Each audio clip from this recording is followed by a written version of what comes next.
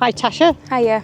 I'm Taria with the Forest of Bowland Farming in Protected Landscapes programme, and I'm with Tasha Ashcroft here at Rayhead Farm. Yep. Do you want to introduce us a little bit about your farm?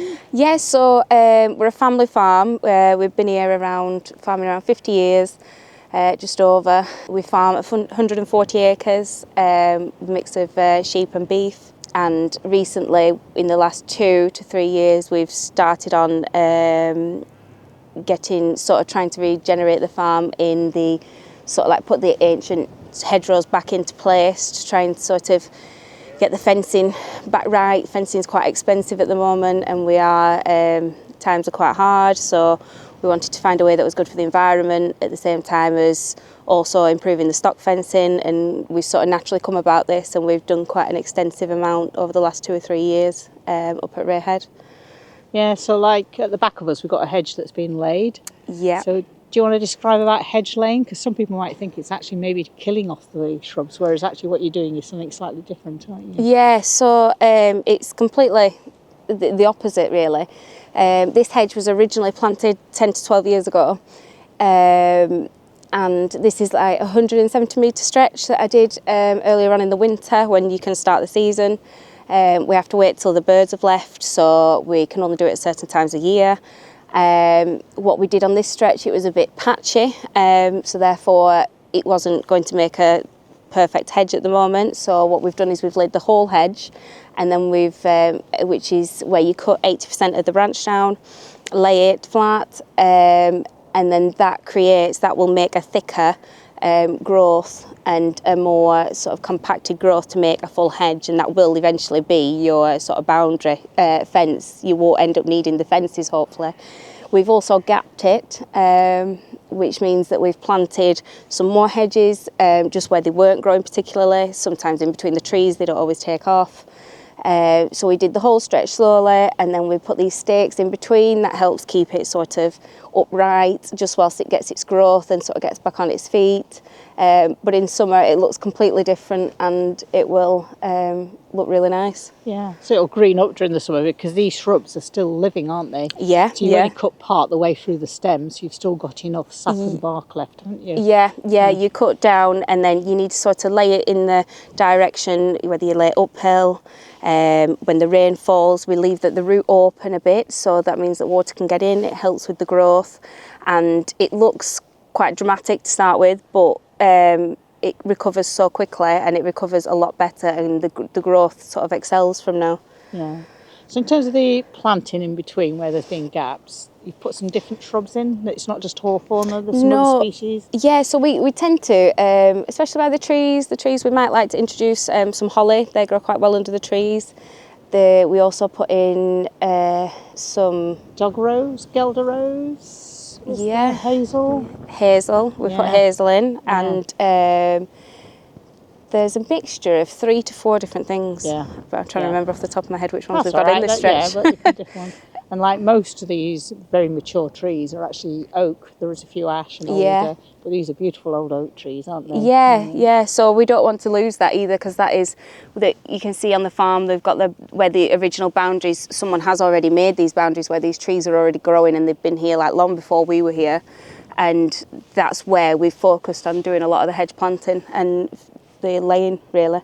So Tasha, you work at a hospital, but you're now doing a lot more on the farm, so you kind of work on the farm in partnership with your mum. You're the two main people here. So when I first got to know you, you were just doing a little bit of hedge planting, which your mum had sorted, and laying, but you were using a young lady called Lucy, who lives locally, and she was laying the hedges, and you kind of watched her. Yeah, so she was learning at the same time. She started just a little bit before me, and she had a real interest in it, and she's got a real talent for it. And then as I was watching her do it, I thought that'd be something that I'd really like to learn for our farm. Do you know, there's that many hedges going in. It seemed like a bit of a no-brainer, really, to learn the skill, because it is a bit of an art and a bit of a skill to it. So I was really keen to just learn more about it, yeah. So you went on a course? Yep, so Myascore, Fipple sent me on a course to Myascore. It was just a one-day course, but in that day it covered so much. And it was totally for beginners. None of us had ever done it before, and by the end of it I felt a lot more confident in doing it. but then I come away from it, and then I thought, right, I need to get practicing really, otherwise I'm going to lose it. So I didn't want to lose it, and yeah, one thing led to another, and then I've ended up doing like most of the farm. I've done most of the hedge laying on my own. Yeah, so you started off with hand tools, then quite quickly realised you wanted to move on to using a chainsaw as well. Yeah, it was becoming very time consuming. I used a bill hook, and I was doing very traditional methods of doing it because that was how we learnt on the course. We didn't learn with chainsaws. But I found quite quickly it was going to take me a very long time to get the level of hedge laying done that we needed. So FIPL sent me on another course, as I'd never even picked up a chainsaw before. And now, roll forward like a couple of years, I've just laid 230 metres last week, and that was all with the chainsaw, and we managed to do it in 4 days, not even full days. So it's really allowed us to sort of pick up the speed and help, and learn to use like your equipment safely as well, which I didn't know anything about. Yeah. And you do a bit on your uncle's farm, which is next door as well? Yeah, he farms next door, quite a similar system.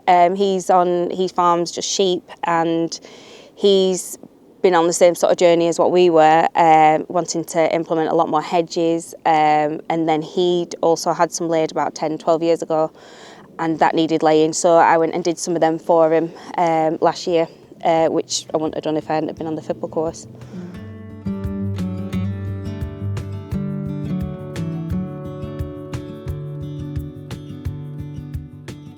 So Tasha, we've come here to this location where we've got 2 public footpaths that actually cross the farm.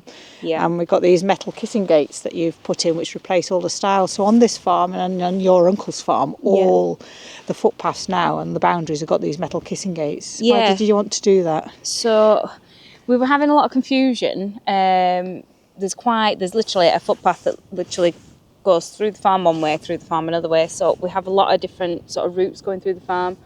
And we decided that what a good idea it'd be is that if we could just make it easier, more accessible, because we found that sometimes we were getting stock mixed up after we'd sorted them out, because gates were being left open. Then we also found that a lot of people like to walk the dogs, so it was finding it hard that they might have to jump over stiles or things like that with the dogs. So it's made it a lot more accessible, a lot easier to follow. People know that they're heading in the right direction. And it's made it a lot more straightforward. We've had no problems in the last 12 months since we've had them put in. So and a few really people good. have said that to me, that they can see the gates ahead so they know where the footpath's going as well. Yeah, because it can helps. get quite confusing, especially if you're not used to reading maps or you're not used to the land. Yeah. There was quite a bit of confusion, but whereas as soon as you see that gateway, you know that that's a footpath, so you're on the right line somewhere. So it's been a massive help, really, to probably us and walkers alike. Yeah, I would agree. So from our point of view, it's about reducing those what they call barriers to people walking in the countryside, and with a knee or a hip problem or a heart issue or whatever it is. You're not having to go over stiles like previously there were stiles which were made of wood, but when it gets wet, it becomes slippy, it becomes a hazard. Do you know? So they were fine probably a few years ago when they were new, but really it's safer. Do you know? It's a lot better for the people walking through them, really. And easier to maintain. These will last a lot longer as well. There's no maintenance with them. Once they're in.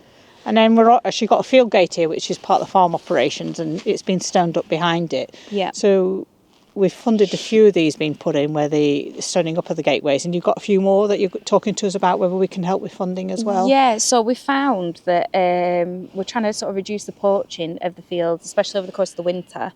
So we've found that. And what does poaching mean? So it's poaching's where you can see that the land is being sort of excessively used by the sheep stock, so therefore it's becoming muddy. Maybe when quabites are coming through, it seems to be wetter through gateways as well. So we've managed to, in this one especially, if you look out here, there's hardly any markings at all made to the fields. Yet last year alone, there was a full mud track going through. So it's better for the environment, and it's easier for us to access, and it's easier for sheep to go through. So this gateway has been a real success. So with having this one in place, we are looking at a few others really that could help the farm.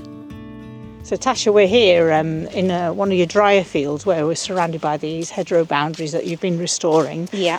One of your key drivers for wanting to do this was to move to a more regenerative approach with farming. Do you want to talk to us about your journey that you're having on with that and with Pasture for Life? Yeah, so we kind of stumbled into it really. It kind of it's all sort of snowballed unexpectedly. So we weren't really expecting it to go as far as what it did. We thought originally just of putting in a couple of fences, and then the more we sort of read into it, the more we were sort of reading the benefits of putting in the hedgerows, and then the more we liked it, the more it really fit in with like our ethos of the farm, and it just one thing led to another, and the hedges, you know, and how much it can do good for the land as well as the habitat and the wildlife. We didn't really even realise how much there was to it like that.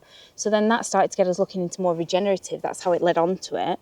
And now I joined Pasture for Life last year, and I recently got involved with the mentorship scheme that they've got. And my mentor is Nat Marsden, who farms in West Bradford. He's been my mentor for this year. And what happens is they get 10 hours where they allocate their sort of advice to you, which, especially with working nights at the hospital, I don't get into the farming community as much as what we would have done. So, and I've got 2 young children, and I really wanted to explore the avenue. So Nat came up to us originally for a 2-hour visit, and he sort of took a look around our farm, and then I went to his farm and had a look at his regenerative approach that he's started, and I just kind of fell in love with the whole idea of it and how it's improved his farming, and it's also improved like the landscape around it. And I thought that's something I really want to get on board with. So it's all kind of led into that. And I sort of like the sort of saying that you don't really own your land, you're kind of custodians for it. You've got to leave it a little bit better than how you found it. And I think with having 2 young children, like I want to make sure that I'm looking after the land well enough for the next generation. I've got 2 young boys, and we're doing the hedge laying, like that's a trade that I can pass to them. The regenerative approach, it's also teaching the children as well as ourselves to, you know, we need to sort of look after the birds that we've got, and we need to look after the wildlife, and it is our responsibility. And the more regenerative you go into it, the easier it kind of becomes and falls into it. So that the fencing we've done, that's kind of led us to be more regenerative. Is we've made smaller fields, which on a regenerative point of view is letting you have a lot more turnover with your fields. So you're giving the fields a lot longer to have a break, chance to regrow, to heal, the roots grow a bit better, and then we're not putting them back in the fields as quick or as heavy. So we managed to condensely do one lot for, say, a couple of days, and then we'll try and move them on in the summer. It becomes more difficult in the winter. We are still in the early days of it, so we've still got tweaks to work out, and we're hoping this year to try and just try it on a couple of fields and see if we can really go fully regenerative. So there's a couple of fields that you'll keep the livestock out for a lot longer than you would normally. Yeah, so, and that's with the help of being on the Pasture for Life in the mentorship scheme. There's a bursary, and the bursary has helped me sort of acquire some microscope and some training, and I've learnt through that how to test our soil and how we can see if our soil looks like healthy or not. Like we've already had Kate Roberts up, and she spent the day with us, and we tested soil samples from different fields, and it was really surprising on what fields actually were healthy and what actually fields you would class as not so healthy. So we now have food for thought, and now we can do that ourselves independently without having to bring anyone in, which will save us money in the long run. And now we test our own fields, and we know which ones we're going to give sort of a regenerative approach this year. We've got about 2 or 3 fields that we're going to try and slowly incorporate it. It's going to take it's going to be sort of a 5-10 year plan probably, but it's the sort of beginning of a journey. Yeah, and she mentioned about your muck heaps as well, how important those are. Yeah, so she was saying that because we have the cows and we straw bed them when they're inside, she said that is a fantastic fertiliser, and within the 12 months it's ready as a compost to go on the fields. So it's steering us away from the tillage use and sort of the artificial fertilisers, and we're going back into more a natural approach and trying to use our own fertilisers, which will work out cheaper and better for our fields as well. So she's given us a lot of food for thought. That's excellent. So Tasha, when I first came here, I met your mum. I didn't know about you actually, and your mum persuaded me to put a lot more of her boundaries into restoration. Yeah. And that's kind of started this journey of working with you both, because you both work this farm together, and it's been a pleasure to work with you, and I'm really excited to see how this is really going to progress over the next few years and long term as well. Yeah, we've got a lot of plans, a lot of exciting plans for the next 12 months. We're heading in the right direction, and leading into the next sort of 5-10 year plans, it's very much pasture for life orientated, and without FIPL we wouldn't have even known about this journey. So we just want to say thanks as a family for being able to have this opportunity to really plough on with that direction. So thank you very much. Been a pleasure. Brilliant.